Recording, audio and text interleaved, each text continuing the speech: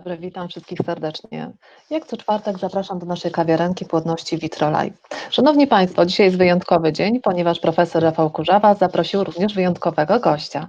Dziękujemy za liczne pytania do naszych ekspertów. Te pytania, na które nie znajdziecie Państwo tutaj odpowiedzi, oczywiście będą w następnej kawiarence pozostawione na naszym nagraniu. Szanowni Państwo, żeby nie przedłużać, bo dzisiaj jest bardzo wyjątkowych dwóch gości, od razu zapraszam swoich gości na wizję. I już 3, 2, 1. Dzień dobry Panom. Hello, dzień dobry. Hello.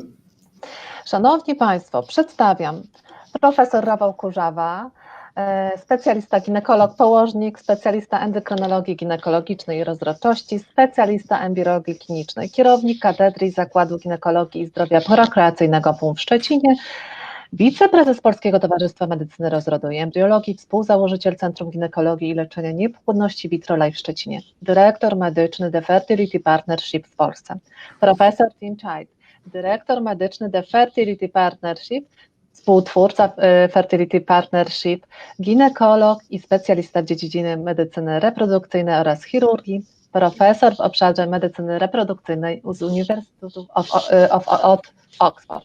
Szanowni Państwo, to są nasi szanowni dzisiaj goście, którzy będą odpowiadać na 10 pytań, które przysłaliście Państwo do naszej kawiarenki Płodności Vitrolive. I ja już może nie będę przedłużać, oprócz tego, że chciałabym jeszcze nawiązać do logotypu The Fertility Partnership. Wymiana doświadczeń, dzielenie się najlepszymi praktykami, dostęp do najnowszych badań i innowacji, ścisłe monitorowanie bezpieczeństwa i skuteczności leczenia to siła międzynarodowej sieci klinik The Fertility Partnership, w której oczywiście znajduje się Vitrolive Polska w Szczecinie. Szanowni Panowie, oddaję głos naszemu gospodarzowi dzisiejszego wydarzenia, tak jest troszeczkę dzisiaj inaczej. Panie profesorze Rafał Kurzawa, oddaję głos, a ja może uciekam na razie. Do usłyszenia, do zobaczenia. Okay. Tim, for your information, that was very kind introduction of yourself and myself. So I know you don't speak Polish, so don't worry, nothing wrong was actually said. Okay. And well, what I can tell you that I'm really very happy to have you here with us, and then we will have the ability to use your expertise in answering some questions which Polish patients keep on asking us every week. So we've already answered more than 300 questions. I think Rafał, as you know, I've been to Poland a number of times to visit both you and also our colleagues down in Krakow, and I love the country and the people, and I know that there's very close bonds between the UK and Poland generally. I see many Polish people have been working in the UK and are still in the UK, and so I'm delighted that the Fertility Partnership has such a close relationship with Poland, and I'm very happy to be involved in this discussion today, so thank you for asking me. Thank you. So I have to tell you, I have a little stage fright, which is no wonder. I had several lectures in Polish and English, and the stage fright now, it's probably because we have the most important audience today, the patients. Yeah. Okay, so I decided to pick up 10 questions for today's meeting of the areas which are the most commonly asked during the meetings that I had so far. And let me start from the first question. May you have the first question, please? And if you don't see the full transcript, let me read it for you. I am after a miscarriage following IVF.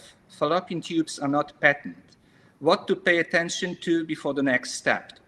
What additional tests should I perform? Should I take any extra medications after the next transfer? When can I try again?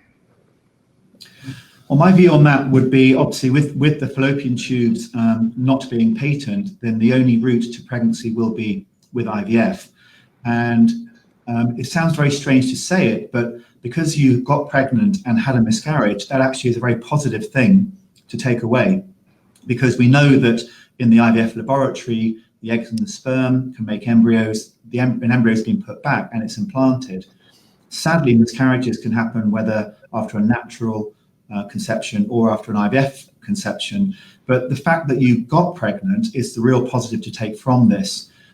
There aren't any drugs that we can give to reduce the risk of miscarriage, so my view would be to look at the positives of this, to move forward to another IVF cycle, And we know implantation can happen, it can happen again, and once it happens, then there's going to be a good chance of live birth.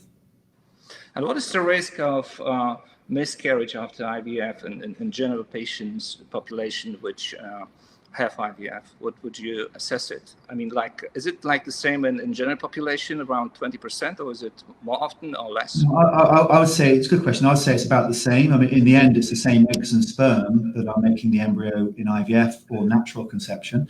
So, and it's the age of the woman which is the main factor affecting the chance of miscarriage. So, a 40-year-old woman getting pregnant naturally or having IVF will have a very similar miscarriage rate. But most pregnancies do not end in miscarriage. Most pregnancies will go on to live birth. Okay, so very positive information for a patient. That is something that I'm used to say all the time and tell the patients that actually single miscarriage is not a bad prognostic factor. In fact, the probability of pregnancy is high in patients who were once pregnant, at least once pregnant. Okay, let me have another question. I'm after 2 laparoscopies and diagnosis of endometriosis and an obstructed fallopian tube. Should I start IVF right away? Do I have any chance for pregnancy after insemination? So, I mean, clearly you've had two laparoscopies, or 2 keyhole surgeries. You've got endometriosis. We know that having endometriosis can reduce the chance of natural conception, and we know that one of your fallopian tubes is blocked, which unsurprisingly can also reduce the chance of natural conception. So insemination treatment can work because one of your tubes is open, so it's possible insemination treatment will work, but IVF, going back to the 1970s, was designed to treat women with damaged tubes. So if we're comparing the success rates of insemination treatment or IVF, IVF is going to be higher, particularly in someone with endometriosis and with a blocked fallopian tube. So I think in summary, I'd say that yes, insemination could work if you wanted to try it, but realistically, the most successful treatment for you is going to be moving on to IVF. Thank you, Tim. So let's move to our third question. It's a little bit longer. I am a PCOS patient, 7 years trying to get pregnant. I've had 3 inseminations, finally IVF. It was stimulation with small doses, 5 cells were retrieved, 5 fertilized, 2 transfers failed. Semen parameters, great results. Doctors are also referring to it as idiopathic infertility. I was never pregnant. We have been together for 12 years. Is it a good idea to transfer 2 embryos during the next attempt? I was also offered a coffil, which is GM-CSF. Does it make sense? I am 37 years old. What should I do now? One comment. This is very common situation that apparently with the intention to increase pregnancy chances, some patients are offered double embryo transfers instead of single embryo transfers, and immunological interventions, like here it was GM-CSF. What do you I know this is a very controversial area, but we need a slight clarification upon this. I mean, I think the person writing this question has been through so much. You've got 7 years. I've got the question here in front of me as well. 7 years of trying to get pregnant, which is obviously a very, very long time. You've had a number of treatments, and I can see why you're getting desperate and you're really wanting to look for answers, look to see what else can be added in. I mean, I think in terms of insemination treatment, you've tried insemination treatment, it hasn't worked, so I can see why you went on to have IVF. And we know that 5 eggs or 5 cells were collected, all 5 fertilized, so a good fertilization rate. But you've had 2 embryo transfers that have failed. Now, in terms of what can be done differently, I mean, I think the approach in the UK probably would be you've had 2 failed IVF cycles and you're 37 now. So I think putting 2 embryos back would be a reasonable thing to do. If it was your first ever cycle, then I would be suggesting 1 embryo back. But I think having a double embryo transfer, certainly from a UK perspective, would be entirely reasonable, just as a way of trying to increase the success rate for that embryo transfer procedure. And obviously, if there are spare embryos or eggs left over to freeze, then they can be frozen as well. Now, in terms of the GM, the CSF, the Acafil, that is something which my feeling is there is no proof or no evidence of any benefit of trying things such as this. And we know that within IVF, partly through the understandable desperation of couples, but also because doctors just want to feel as though they're giving something, that very often things are just tried. The problem is that if you just try things, potentially it could do good, also potentially it could do harm. So a concern I have of just trying things where there's no evidence of benefit is there could also be some downside of that as well. And I think with CSF, it has been studied. The studies aren't great. They're relatively small studies, so quite low power, which means they're not very good quality studies. But so far, I would say there is no suggestion of any benefit of using CSF. So certainly the UK approach would be not to be adding in something like CSF. So I think just in summary, you've been through a number of inseminations, 3 insemination cycles, 2 IVF cycles. It hasn't worked yet. You've still got age on your side. I'd be very encouraging to move on to further IVF with perhaps the team looking in more detail at the type of stimulation protocol that you had to see if anything can be tweaked or changed with the stimulation. And then I think putting 2 embryos back, as you suggested in the question, would be a reasonable thing to do next.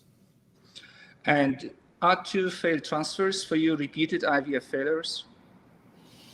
So the approach that it depends on so the approach that we've taken is if you have 2 good quality blastocysts, which are day 5 embryos going back, then that would be repeated failures. So yes, I think what you're questioning as well is whether it's worth going on and doing further investigations for implantation failure, which I think we'll come on to in some of the other questions I saw later on in terms of what investigations could be done for implantation failure. I have to say that nearly always these investigations for implantation failure come back as completely normal. And it's unusual that you find a proven or even a logical cause as to why embryos haven't implanted beyond chance. And chance is always the main factor here. So when a couple make an embryo, and if the woman's 37, as in this question, then the chance of that embryo implanting could be 30 or 40%. So therefore, most embryos don't implant. That's why it often takes a few cycles to have success. So if you have 1 or 2 cycles that don't work, it's a bit like flipping a coin and it coming up tails rather than heads. For most people, unfortunately, it's chance or bad luck rather than there being an underlying issue. And it's a really good place to talk a little bit longer about repeated IVF failures. So another question which comes to my mind, what is the biggest problem in couples with repeated IVF failures when it is really true repeated IVF failure? What are the major reasons for you? So a lot of it's a very, very good question. It's something that I'm sure yourself as well, Rafał, it'll be something that when people come in with repeated IVF cycle failures, particularly 3, 4, 5 failures, which fortunately is it's not a common thing, but when patients come in, they'll understandably want to know the answers. So my feeling would be that the main factor affecting the chance of an embryo implanting is the genetic quality of that embryo. And the main factor affecting the genetic quality of the embryo is the age of the woman. So unfortunately, it's just a very true statement that the older the woman, the lower the chance of success. Now, for most women, patients in their 20s, 30s, up to mid-30s, the success rates are the same. From the mid-30s age for the woman, the success rates do start to drop down. And in particular, if the woman is in her 40s, the success rates are getting quite low. And that's because the genetic quality of her eggs are low, which means the genetic quality of the embryos will be low. And most of those embryos either don't implant, or if they do implant, there's an increased risk of miscarriage. So whenever we're looking at implantation failure, it's the first question always is, what's the age of the woman? Because we can have embryos that look absolutely beautiful on the outside, but if they come from a woman who's 45 years old, they can look fine on the outside, but nearly all of them will be genetically abnormal. on the inside, which means they have the wrong numbers of chromosomes. So in terms of investigations for recurrent implantation failure, a lot of them have come from the investigations that are done during recurrent miscarriage. And some people feel that recurrent miscarriage being at sort of one end of the spectrum, that maybe recurrent implantation failure is on the same spectrum, but at the other end. So the sort of tests that would be done would be to look to see, are there any underlying issues in the woman which make it more likely that the embryo will not implant. So in particular, looking at the uterus. So does she have problems with fibroids?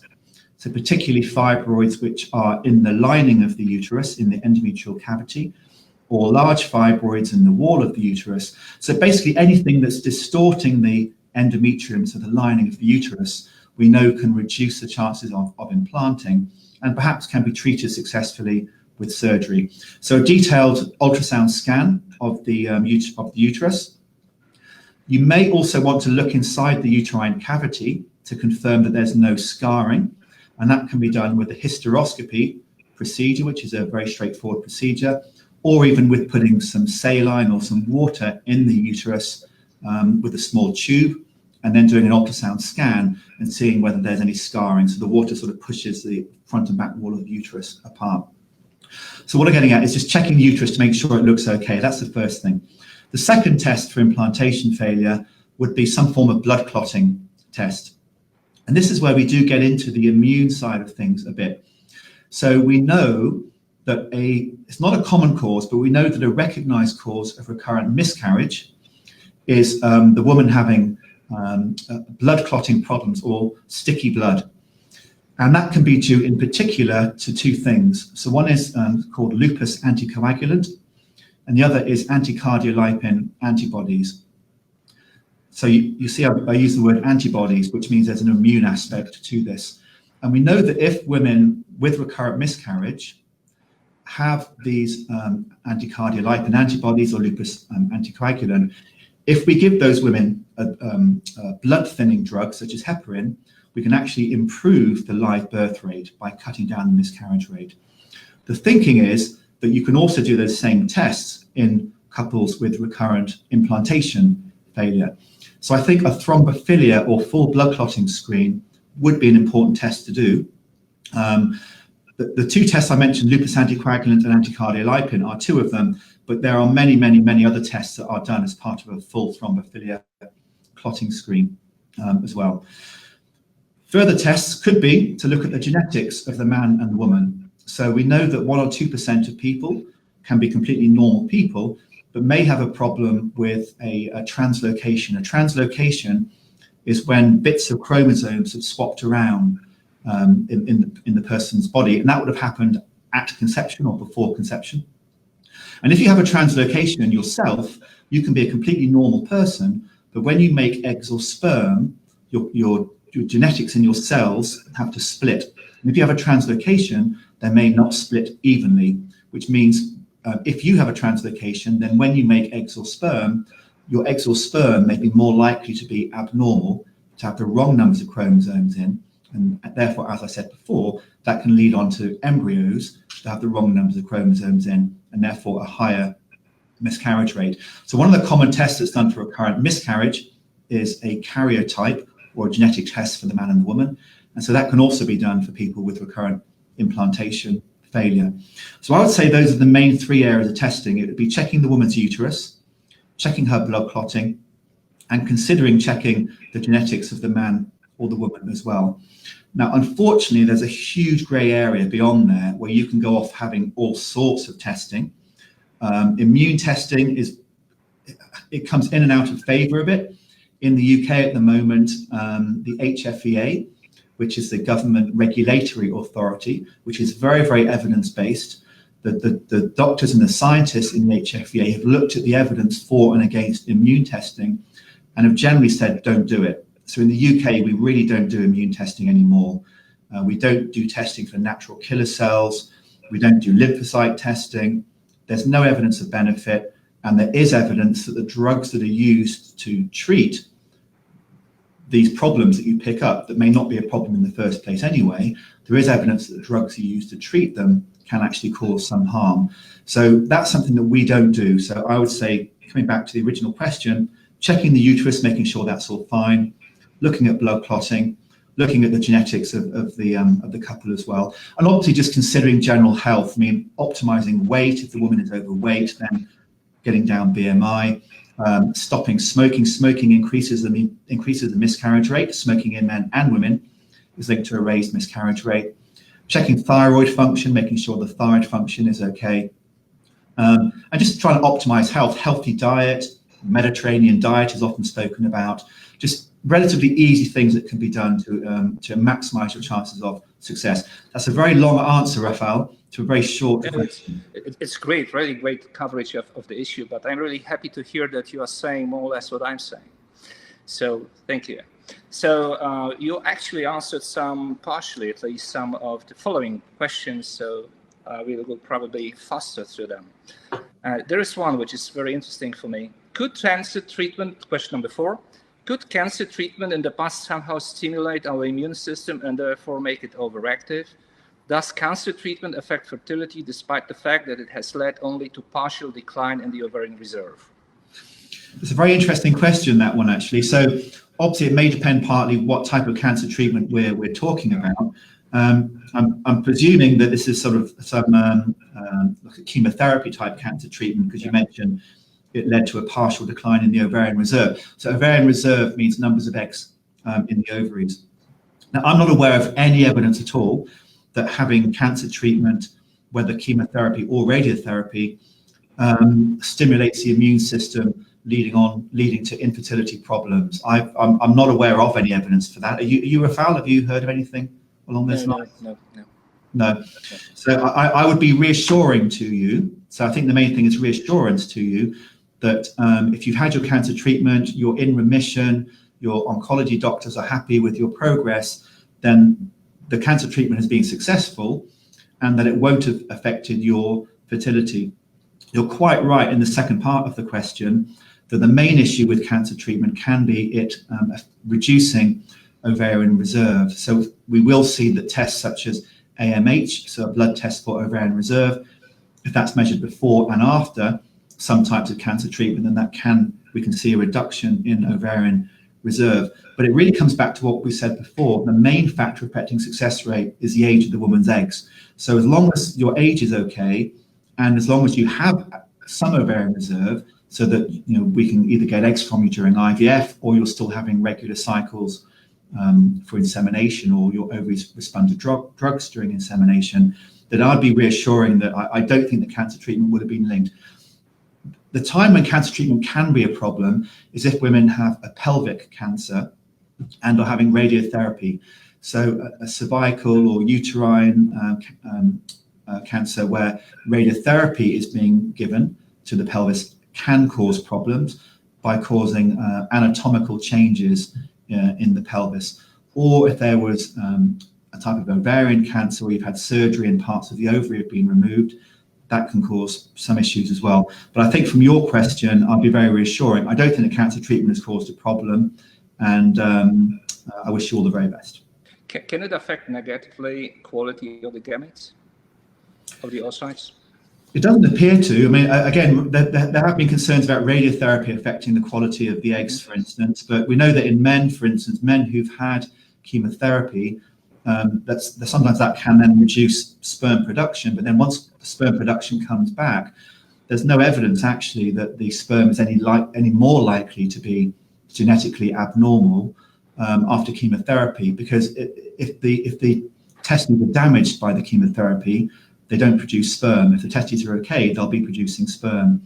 And in the ovaries, again, it's someone who's taken chemotherapy now, then yes, some of the chemotherapy can damage eggs and embryos. So that's why usually you'd be looking at having treatment before or after chemotherapy. But there's no evidence that having had chemotherapy causes permanent genetic damage to the eggs or the embryos. I'd be reassuring about that. Okay, the following questions are more or less on the issues that we already discussed, but I will go through them, maybe some additional comments. Do immunological tests seem justified when implantation does not take place despite several transfers? Are there any risks associated with possible immunological treatment? Any additional comments? Actually, you answered that earlier. No additional comments. I absolutely understand why couples think there must be an immune thing going on, because all the tests are coming back as normal. The IVF doctors are saying everything's fine. We've not found a reason why your treatment hasn't worked. So I can understand why people think, well, there must be an immune thing going on. It's all over the internet. You read it in all of the chat rooms. But the honest truth is that there's no evidence that testing for any of these immune type things, apart from the blood clotting tests I mentioned, there's no evidence of any benefit. And the risk is you could do harm by taking some of the drugs that are thrown around to treat things that may not be a problem in the first place. Okay. Question number 6. How can the embryo be protected against the effects of autoimmune diseases?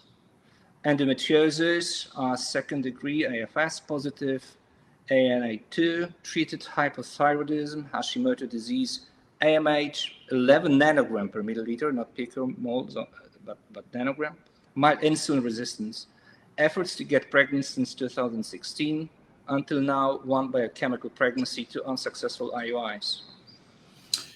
So I think in women or men who have various autoimmune diseases, and we wouldn't, in the UK, we wouldn't generally think of endometriosis as an autoimmune disease, but Hashimoto's disease and ANA, of course, yes, would be autoimmune disease there.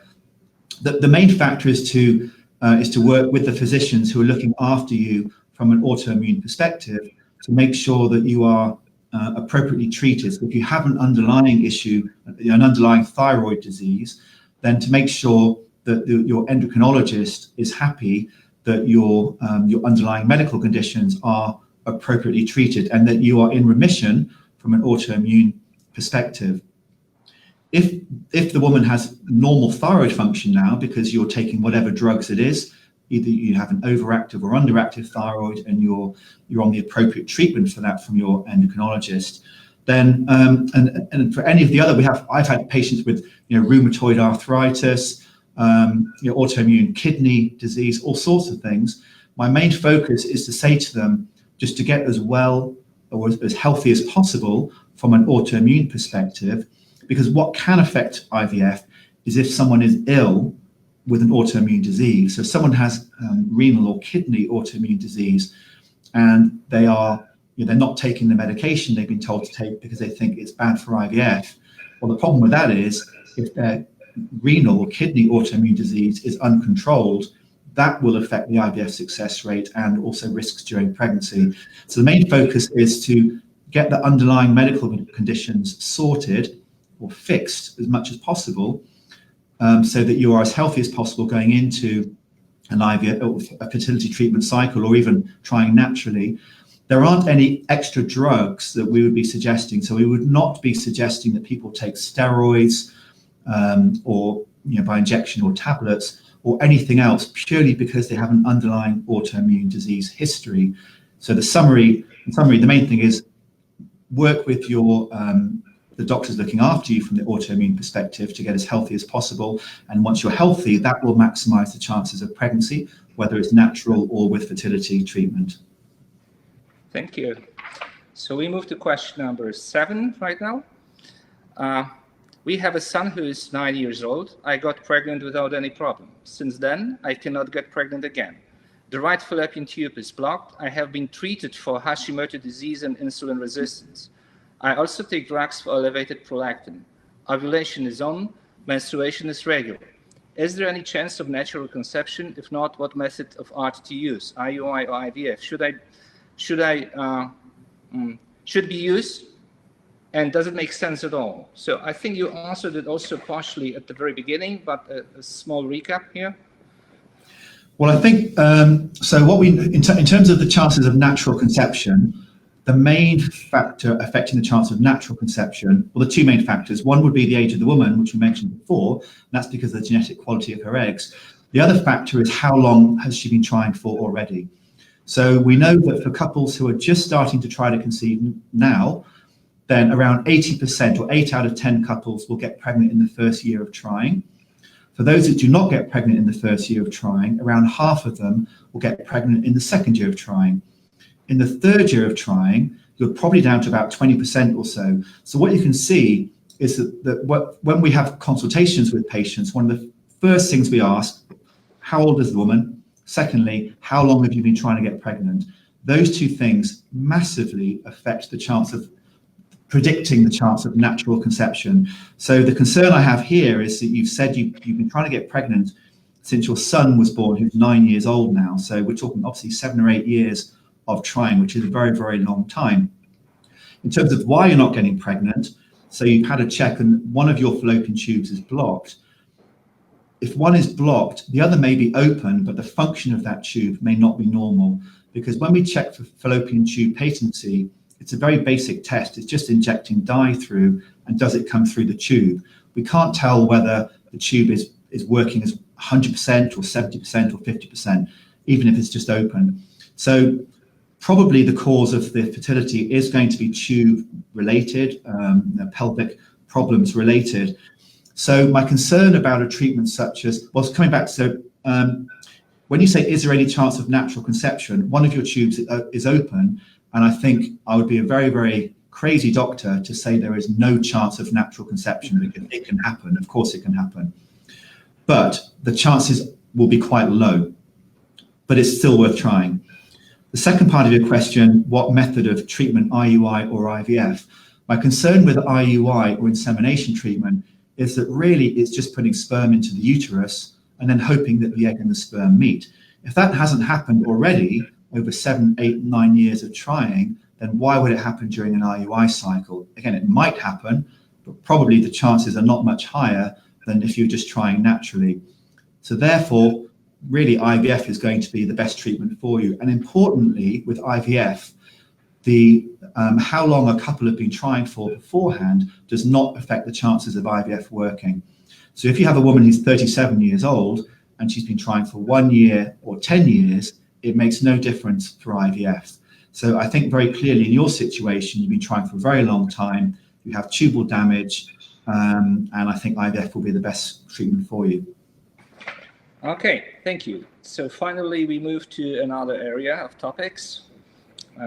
Question number 8. After our first was unsuccessful fresh blastocyst transfer, I was given progesterone vaginally 200 milligrams 3 times a day. 10 days after transfer, beta was 20 milliunits per milliliter, then unfortunately dropped. On the same day, I also measured progesterone. It was 7.8 nanograms per milliliter. Wasn't it too low? Shouldn't I be getting progesterone orally or by injections too? Shouldn't I also get other medications as well, like heparin, aspirin, estradiol, prednisone? What do you say? I think I have to tell you, the issue of measurement of progesterone in the luteal phase after IVF is a quite common thing also in Poland. Dr. Google says that it makes sense, and many patients do it. And I know, Rafał, last time I was over in Poland, we met with the doctors in Vitrolive and also CMM, and we had a discussion about this. I remember it very well. So this is a very hot topic at the moment in terms of measuring blood levels of progesterone. Now, one thing to say is that during a fresh IVF cycle, then we take eggs from the ovaries, obviously. The woman will be producing her own progesterone. So during a fresh IVF cycle, where we're making embryos, the woman is producing her own progesterone. What we do is we have to top up or increase the amount of progesterone that she has. And we can do that by giving the progesterone vaginally or by injection. And the old-fashioned way was an intramuscular injection. It can be given subcutaneous now, so just into the skin. Or you can take progesterone by mouth. Actually, in the UK, you can't, but I know in Poland that you can take. There are some drugs that are licensed by mouth. Now, when it comes to measuring progesterone levels, the problem is that when you give progesterone vaginally, and this patient was on 600 milligrams a day, which is a good amount, then that vaginal progesterone, it goes straight to the uterus. So obviously the uterus is sitting at the top of the vagina. That vaginal progesterone is absorbed into the bloodstream into the skin, in the vaginal skin, it goes straight to the endometrium. So the amount of that progesterone in the blood is actually quite low. But that doesn't matter, because to my way of thinking, there is no point in measuring the blood progesterone level if we're giving vaginal progesterone, because it's going straight to the uterus.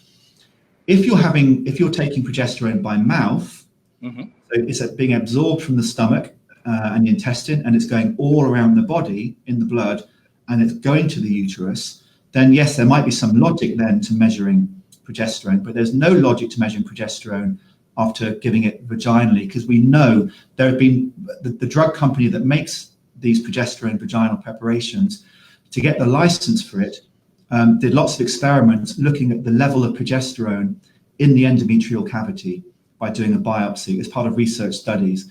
And they showed that the amount of progesterone in the endometrial cavity, which is where you want it, was the same or higher than you get by giving progesterone by mouth or by injection. Because if you think about it, if you give it by mouth or by injection, much of it is lost as it goes around the body, and the amount that makes it to the uterus is actually a lot lower than if you give it directly to the uterus. So I would say for the patient, the result was 7.8.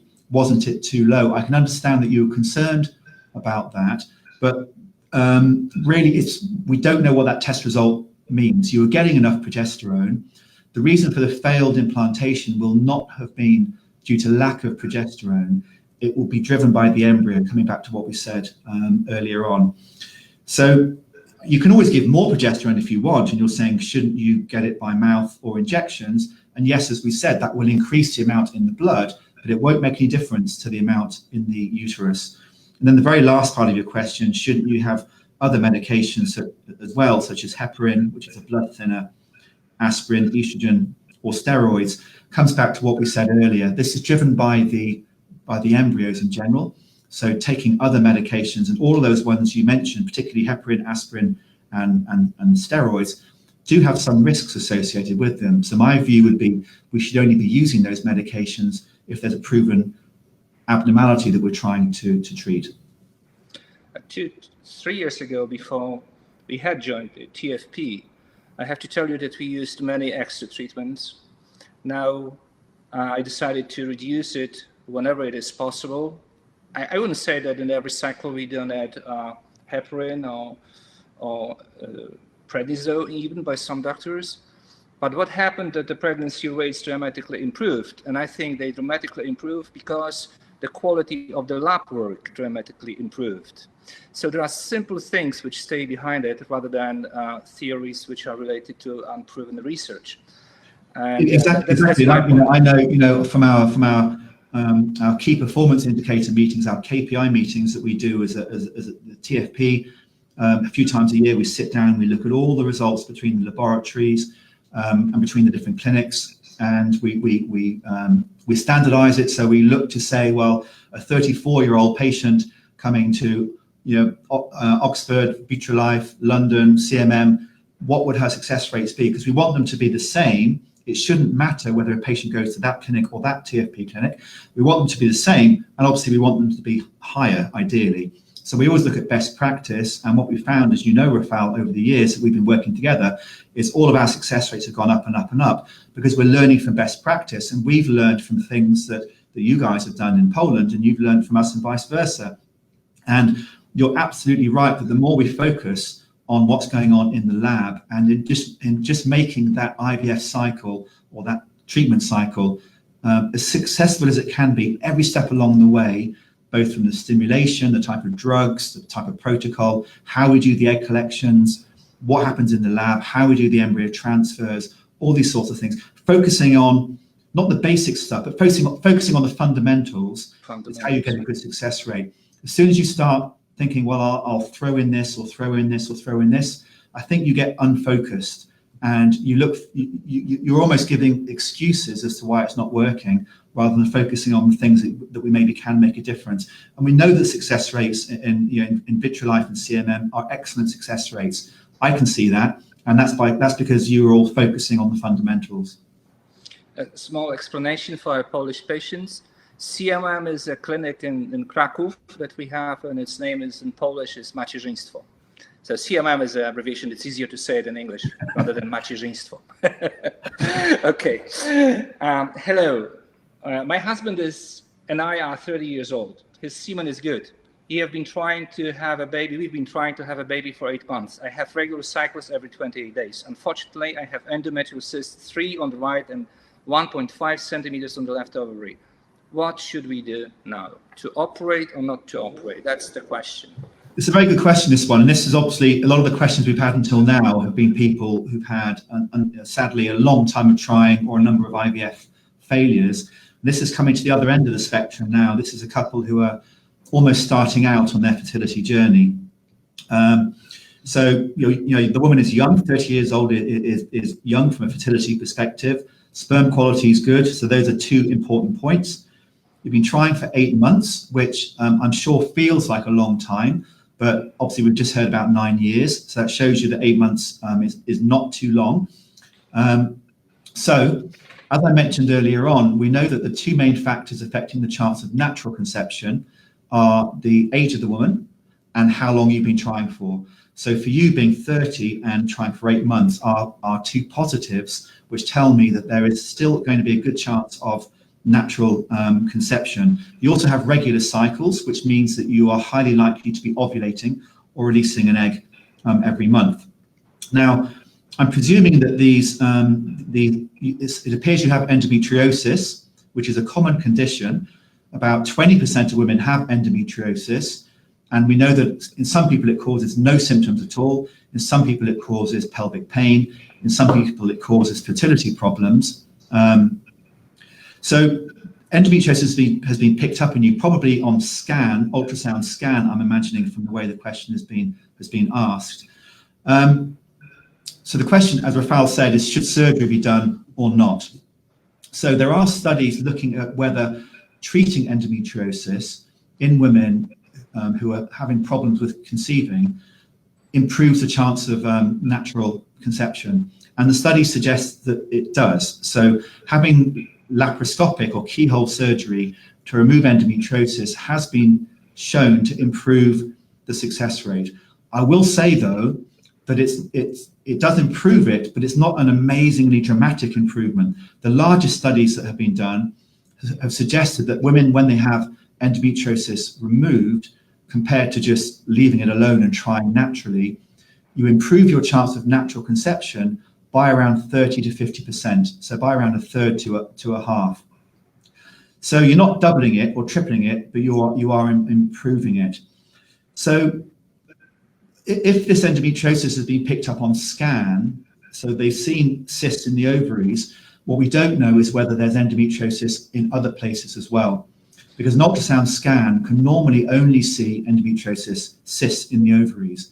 But endometriosis you can have all over the place. It could be sticking fallopian tubes down, it could be sticking the ovaries in the wrong place away from the fallopian tubes. So I think at some point, if you're still not pregnant, then yes, surgery would be worthwhile. I probably would be saying to you that if you have very severe pelvic pain from the endometriosis and you want to have the pelvic pain treated and you have this fertility problem, then I would be saying, let's move on to laparoscopy quite soon. If you don't have pelvic pain, so this endometriosis has been picked up purely because of fertility investigations, then I probably would be saying to you, well, let's maybe try for a few more months, three or four more months, get up to a year of trying. And then if you're still not pregnant by a year, then perhaps at that point jump in with surgery. Because you have to remember that every medical treatment has a benefit, but it also has a risk as well. So many patients think, when they hear about endometriosis cysts, they think that these cysts must be on the outside of the ovaries. They're not, they're on the inside. So to treat those cysts, and you've got them in both ovaries, is going to involve opening the ovaries up, which will cause some damage. It's impossible to remove endometriosis cysts without causing a bit of damage. So you want to have a skilled surgeon do it, but you have to accept the ovary has to be opened up. So if you can get pregnant without surgery, obviously that is preferable. So that is why my view would be that to maybe leave it for a few months, just to really test your fertility further. And then once you're at 12, 14 months of trying, if still not pregnant, then perhaps surgery at that time with someone who does a fair amount of endometriosis surgery. They can treat the cysts. I mean, the 1.5 cyst is very, very small, so they maybe would have to even leave that one alone unless it's very easy to be seen. The 3 centimeter one would be easier to see and treat. They would also look to see, is there any endometriosis elsewhere that can be stripped away or burnt away as well to improve your conception. But as I said, if you have pelvic pain at the moment now as well that you want treated, then it would be reasonable to move more quickly. Having said all of that, there is no right or wrong answer with this. So we're not talking about cancer treatment where, you know, someone has cancer, there's a drug there, and you're thinking, well, why, you know, take that drug, that is going to save your life. That is not what we're talking about here. There is no right or wrong answer, and what suits one couple does not suit another couple. So as doctors, all we can say to you is we can help guide you so that you make a decision which is right for you. And then if you make that decision and that's right for you, that's great. It doesn't matter what anyone else thinks. There is no wrong decision here. So I've just spoken through a few different routes there, but if you decided you never wanted surgery at all, that's absolutely fine. Yeah. You can change your mind in a year's time. My dilemma is that in endometriosis patients, it's worth to know if the fallopian tubes are patent or not, because there are heavy odds in favor of lack of patency in that particular case. So if you'd like to check for the patency of the fallopian tubes, you'd probably like to do laparoscopy. But if you do laparoscopy, you are already in abdominal cavity, so why not to operate the cysts? And yeah, this is the, you know, a kind of a vicious circle. And yeah, well, like you told, I mean, many patients are undecided. Do not help us to help them take the right decision, and also the doctors don't know what to do. And I think that in the majority of cases, it really depends where they work. If they work in a hospital, they would prefer to go for surgery. If they work in an IVF clinic, more conservative treatment is advocated in that particular cases. In these, I agree, but you're right. I mean, once you go down the route of laparoscopy to investigate the fallopian tubes, as a surgeon, if you then see endometriosis there, it's going to be very difficult to not remove it, and I'm sure it's the right thing to remove it. So, you know, if this patient was thinking that they preferred, if possible, to avoid surgery, then I think having a check of the fallopian tubes with a Hycosi scan or something like that would be worthwhile, because absolutely, if the tubes are thought to be blocked on scan, then a laparoscopy to investigate the tubes more fully would make sense. So I think if there's pelvic pain and you want treatment now, then go to laparoscopy now, check the tubes, remove the endometriosis. If you don't have pelvic pain and you want to avoid surgery, then at some point perhaps check the tubes with a scan, or just leave everything alone, keep trying, and then when you get to 12 months, maybe do everything in one go then. As I said, there's no right or wrong answer, and whatever suits you is right for you. Yeah, thank you. So for your information, in Poland, we have guidelines which say that you can consider operation in patients who have cysts larger than 3 or 4 centimeters. Why 3, why 4? Well, we just read a lot, and we follow also the guidelines of ESHRE, which actually write the same. But whatever they do, I mean, the patients and the doctors, be careful during operations, because I think this is the most common reason for diminished ovarian reserve in young patients. Yeah, I think there's been, I mean, if I think back to, you know, 10, 15, 20 years ago, we were much more aggressive with endometriosis surgery. If we found an endometriosis cyst on laparoscopy, on scan, we immediately would be talking to the patient about going in and having surgery. And I think there's been quite a big move away from that, because Rafał, as you said, it is a common cause of reduced ovarian reserve. And once those eggs are gone, they're not coming back. So I'm much more cautious than I would have been 10 or 15 years ago in terms of saying to people, well, that's why I said, well, maybe just wait a bit longer. If you have pelvic pain, it's a bit different. There's another reason maybe to treat. If the only thing is fertility, well, we have patients now with 4, 5, 6 centimeter endometriomas who are heading into IVF. We often will just leave them alone. We won't have surgery, because if you do surgery for a 6 centimeter endometrioma, you absolutely will damage the ovaries. It's impossible to strip that cyst away and to have no damage for the ovaries at all. You have to do something. And finally, question number 10. we have 10 frozen good quality blastocysts. When is it best to transfer them? In a natural cycle or in a cycle supported with estrogen and progesterone? You saved a nice question there till the end, Rafał. Yeah. So we have, so here in Oxford, we have quite a large research program looking at different methods or different regimes of frozen embryo transfer. This has always been a very understudied area because the focus has been on the high-tech lab stuff. You know, what can you do in the lab? What can you do with the different drugs during a fresh IVF cycle? And what has happened over the last 10 years is the amount of freezing. Obviously, in Poland, you have your laws around freezing as well, but around the world, the amount of embryo freezing has gone up hugely because of vitrification, because of improved laboratory techniques. So during a fresh IVF cycle, we're now making more and more good quality blastocysts, and we can freeze them better and better as well. So how to put those frozen embryos back has always been, as we say in England, like the poor cousin. It's just been sort of a bit ignored, really. So that is something that we've been very interested in for a few years. So the research that we have done has shown that if the woman has regular menstrual cycles, so if the person asking this question has regular cycles and is ovulating, so if you can do urine LH surge tests and pick up ovulation, which means you're ovulating, then the success rate with doing a natural, so no drugs at all, a natural or a medicated, so using progesterone and estrogen, as you say, frozen cycle is exactly the same. So we did a randomized trial here where a computer decided whether women with regular cycles, a computer decided whether they had a natural or a medicated frozen cycle, and the implantation rate and live birth rate was the same. And that's been shown in other studies since as well. One thing to say is that our approach here is when we do a natural cycle, we keep it very natural. So we don't give any progesterone supplementation at all. So the way that we do it is we bring the woman in for a scan, looking to see is she developing a follicle in her ovary? So again, no stimulation, nothing at all. Is she developing a follicle in her ovary? Once we see that there's a dominant follicle there of 14 or 15 millimeters or more, we then ask her to start checking for ovulation with 2 times per day, so morning and evening, urine predictor kit. We just use one of the standard ones from the pharmacy. Once she's ovulated, we then bring her back in for a scan to look to confirm ovulation. We look for the corpus luteum. The corpus luteum is where the egg has come out of the follicle.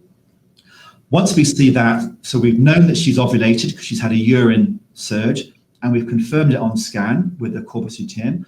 What we then do is 6 days, so 6 days after she had her urine positive surge, 6 days after that, we then would thaw out and transfer the 1 or 2 blastocysts back. And that's how we do a natural cycle. And the success rates are very, very, very good. As I said, just as good, if not maybe even better, than a medicated. And just the final thing to say is, interestingly, there's a lot of research coming out now looking at what happens to the pregnancies in these frozen cycles, whether you do natural or medicated. And interestingly, the recent studies are suggesting that the pregnancies may be less complicated if they come from a natural frozen compared to a medicated frozen. And it's thought that that might be because I mentioned the corpus luteum. So after ovulation, the corpus luteum that the woman has produces your own progesterone and estrogen. And that keeps on going until around 7 or 8 weeks of pregnancy when the placenta takes over. So it's felt that in a natural cycle, that the fact that there's a corpus luteum, that the woman is producing her own natural levels of progesterone and estrogen, must have some long-term benefit in that pregnancy, because it appears that the risks of complications, such as high blood pressure in pregnancy, which is called preeclampsia, so the risks of preeclampsia in pregnancy appear to be lower in women who've had that frozen embryo put back in a natural compared to a medicated cycle. Now, I don't want to suggest that it's wrong to have a medicated cycle. So our approach is that we say to women who have regular menstrual cycles, you have a choice of a natural or medicated. Some women think, well, do you know what? Maybe I don't trust my body. I want to take some medication you're giving me. That's absolutely fine. The success rates, as I said, are essentially the same. Many women will say, no, I want to do it completely natural. If the woman has irregular cycles, so if the woman is not ovulating regularly, then she cannot have a natural cycle. You have to have a medicated cycle. And that's not a problem because a medicated cycle can work very, very well. Thank you. Tim, it's been a wonderful meeting so far. Thank you. You're welcome. Thank you. May I have to ask you two questions, like the questions which are areas of my particular concern and which are addressed sometimes by the patients, not that often, but things like that happen. Tell me, do you believe in empty follicles syndrome? Like, you know, we stimulate the patient, we have 3-5 follicles, no eggs retrieved. I mean, I think, so the word, adding the word syndrome to it, so syndrome means it's a medical condition. Yeah. So as soon as you add syndrome to something, we're medicalizing it, and we're meaning that what we're saying is there's an underlying cause of it, even though we might not know what that underlying cause is. It's, if we think about it, if we have a woman with 20 follicles, it is very, very, very rare to get 0 eggs. And usually if that happens, it's because there's been a problem that you can trace back. And the problem will be something like either she forgot to take, or there was a problem with a late night trigger. So the last drug you take before an IVF collection, and that could be Ovitrel, or, you know, it's essentially it's HCG, it's the hormone. And that HCG single injection switches the maturation on of the eggs. It makes the eggs mature, it makes the follicles mature, it then lets the eggs come out. If you don't take that injection, either because you forget, or it was not given correctly, or there was a problem with the drug, then that would be a reason why we would get no eggs out. So getting no eggs out, if someone has 10, 15, 20 follicles, would be very rare if the cycle has been done properly. The question you asked, Rafał, you said if you get no eggs from 3 or 4 or 5 follicles. Well, I think the problem then is that that's a low number of follicles, so chance comes into play as well. So we know that when we do an IVF collection, and we put the needle into the follicle and we aspirate, so we use a negative pressure, we aspirate the fluid from the follicle, and then the lab look for an egg within the fluid. On average, we probably get eggs from maybe 60 or 70, maybe 75% of the follicles. So it's not 100% on average. So therefore, if a woman has a low number of follicles, sometimes, unfortunately, through chance, we're going to get no eggs out of 4 or 5 follicles. If we do 1,000 egg collections for women with 5 follicles, it has to be that some people get 5 eggs, some people get 0 eggs, purely through chance. So with low follicle numbers, then I think chance is often what's going on. Now, having said that, even in patients with high follicle numbers, we do have patients who have 20 follicles, they have 3 egg collections in a row, and each time you're only getting 5 or 6 eggs. So for some patients, they definitely have a predisposition, they have an underlying issue, which means that they are more likely to have low numbers of eggs collected. And therefore, if they only have 5 follicles, then yes, it may be no eggs collected. Now, what can we do about that? So what I would do, if we saw that someone had a low proportion of eggs being collected, we obviously would look at what happened during that cycle. Was she absolutely sure that everything was done correctly? I would also be checking, were there any other patients at the same time who had a problem? Because if there was, that could mean that the batch of drugs, that there was a problem with that. I have to say that's very, very unusual nowadays with the good quality medications that come through. But I'd be looking then in her next cycle, I'd be looking to see, well, is there anything that we can change in terms of the protocol? So if she was on a recombinant type of drug, such as Gonal-F or something like that, I'd probably be looking to change or blend it with a urinary drug. So just changing the type of hormones that are stimulating the ovaries. For the trigger, I would also be looking at the trigger. So either changing from a recombinant, which means laboratory made, or a pure one, changing to a urinary type of one, or maybe giving a higher dose, so doubling up or giving 2 times, just sort of throwing everything at the situation. Then from the egg collection procedure, are we happy that the egg collection procedure was done in the optimal way? Which again, I mean, any doctors working within the TFP clinics are very skilled at their egg collection. We monitor everyone's egg collection technique. We monitor the numbers of eggs they get out. So we know that everyone is good at doing them, but just making sure that there are no issues there from the equipment point of view, from the doctor perspective as well.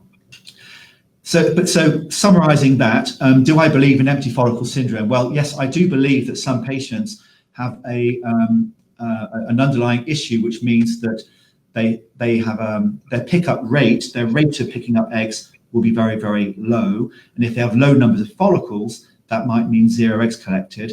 So we should try and increase the number of follicles in those patients, maybe push them a bit harder with the stimulation, so that if we are only getting eggs from 10% of follicles because of their underlying situation, if we get 20 follicles, that's 2 eggs. If we get 5 follicles, that could be 0 eggs. Again, I'm sorry, another long answer to a short question. No, it's great. Tim, and the final question. There's a growing number of questions regarding failed fertilizations. And as you probably are aware, that in Poland we do mostly ICSIs, which is related to actually money issues. We want to be sure that the patient is not losing IVF cycle. And with ICSI, you might expect high fertilization rates. However, some questions refer to failed fertilizations after ICSI. What would you tell the patients? So again, partly it comes down to numbers. So the fertilization rate with ICSI is probably normally around 65 or 70%, so not 100%. So if a couple have 3 or 4 eggs being, well, say 3 eggs, so 3 eggs being fertilized, 3 eggs being injected with sperm, on average, you would expect 2 of the eggs to be successfully fertilized. But again, if we have 100 patients with 3 eggs, some people are going to have 0 or 1 purely through chance, just nothing else. So there's always chance at play with this. If there are higher numbers of eggs there that are being injected, which I know is a different situation in Poland, but if we have a situation where we have 10 or 15 eggs being inseminated with ICSI, and we see that there's 0 or very, very low fertilization rate, then that is not chance. That means there's something going on with that. The question is, what investigations should be done? So we have a research project that we've been running for a while here, looking at something called PLC zeta. So PLC zeta is something on sperm, which is to do with fertilization. So when the sperm gets inside the egg, the PLC zeta helps activate the egg, and it shows fertilization. So we've shown that there are some men that have, in couples where they have failed fertilization of good numbers of eggs, where the cause of it is absence of this protein on the sperm. Now, at the moment, it's being done as a research study. It's not a commercially available test.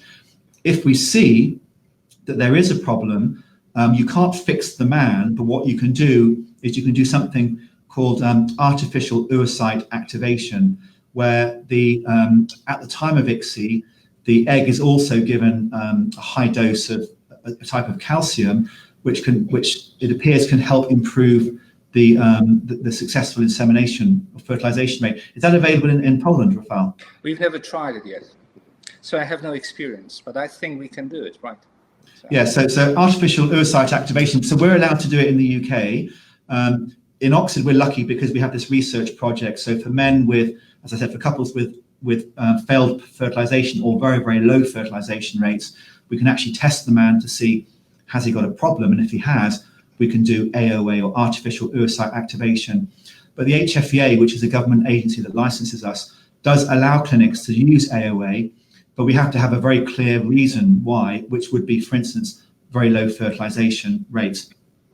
So that's one thing. Another aspect would be, I think, that if a couple are having many eggs that are not being, again, I wouldn't bother, if it's just 3 or 4 or 5, I probably would say, well, this might be chance, but let's go on and try with some more eggs. But if convincingly there is a problem with failed fertilization or low fertilization rates, then other aspects that can be looked at are maybe the genetics of the man and the woman. So again, coming back to the carrier type test that I mentioned before. So is there a translocation or is there an underlying problem that may be affecting the genetic quality of the eggs or the sperm? The second thing, again, a bit of a controversial one, is sperm DNA fragmentation. So that is looking at the sort of genetic quality of the sperm with a test. When I say it's controversial, it's not entirely accepted that it's definitely worth doing a sperm DNA fragmentation test. But if you pick up that the man has got raised sperm DNA fragmentation, then you can try and improve that by improving his diet. So again, less processed food and more of a Mediterranean type diet. There are certain types of multivitamins, so antioxidant multivitamins that may help as well. In the UK, we would switch from doing conventional IVF into doing ICSI, because ICSI is good for men with high sperm DNA fragmentation. We also use a technique called PICSI. PICSI is physiological ICSI, and it's a technique where the sperm, before we do an insemination, the sperm is put into a special chamber, and the idea is that the healthy sperm bind to a membrane, and the lab then just choose those sperm for ICSI. So it's sort of like combined IVF and ICSI. And studies have been a bit conflicting on whether PICSI is beneficial for men with raised sperm DNA fragmentation or for couples with failed fertilization, but it is something that we often would try as well. Beyond that, there may not be a lot else that can be tried, to be honest with you, but very often I think it is chance explains it, and usually bad luck runs out. So it's a case of just keeping going. Good, Tim. Thank you very much. It's been really a great meeting, really a feast for me. I think the patients would admire that also. And what can I tell you? We will not let you go today, obviously, yes, but I think sooner or later we would like to invite you again to answer next questions, which probably, or I'm sure, will be asked by our Polish patients. Thank you very much, Tim. Thank you. Thank you very much. Thank you for the invite to take part in this, and it's it's great that you've built up a community like you have done with your Polish patients, and any collaborations that I can be involved with, I'll be more than happy to. So thank you for the invite. Thank you, gentlemen. Szanowni Państwo, nasza rozmowa dobiegła końca. Wymiana doświadczeń, dzielenie się najlepszymi praktykami, opieka, troska, doświadczenie, profesjonalizm, pasja, zaufanie, innowacja to wartości, które właśnie realizuje The Fertility Partnership i której byliście Państwo właśnie świadkami. Wspaniała, wartościowa i kaloryczna rozmowa dwóch wspaniałych, światowej klasy ekspertów. Szanowny Panie Rafale, dziękujemy, że mogliśmy być świadkami tego wspaniałego wydarzenia, że nam to umożliwił jako właśnie jedna z klinik, która należy do tej wspaniałej organizacji The Fertility Partnership. Szanowni Państwo, jeżeli dzisiaj nie padło Wasze pytanie, to uspokajam, na pewno ono padnie w kolejny czwartek o 17:30 w naszej kawiarence Płodności Vitrolive. A tymczasem dziękujemy za udział, za wysłuchanie naszej rozmowy, za Wasze pytania i do zobaczenia już w najbliższy czwartek. Pozostańcie Państwo w zdrowiu. Do usłyszenia. Dziękuję. Thank you. Thank you once again. Bye. Bye.